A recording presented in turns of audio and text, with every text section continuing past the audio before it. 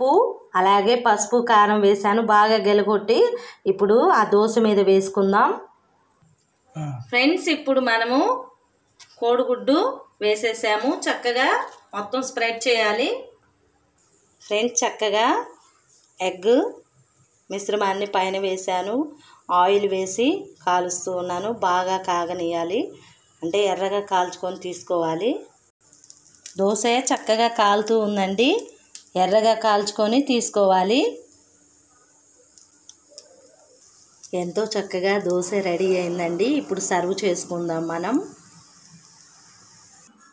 ఏమండి, egg dosa ready అయింది. Taste చూసి ఎలా ఉందో చెప్పండి.